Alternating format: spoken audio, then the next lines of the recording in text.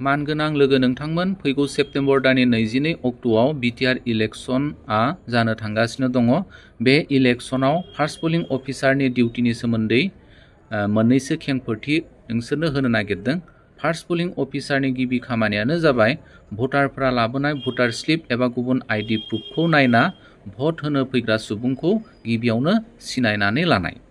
बिनि उनाव mark copy of electoral रुलाव नायना बिनि भटार सिरियेल नाम्बार आरो नामखौ गोख्रों गारांजों गाबज्रिनानै होनांगौ, जाहाथे रुमाव थानाय सेकेन्ड पोलिं अफिसार आरो उनथिंजाय जिरायनानै थानाय पोलिं एजेन्टफोरा खोनानो मोनो।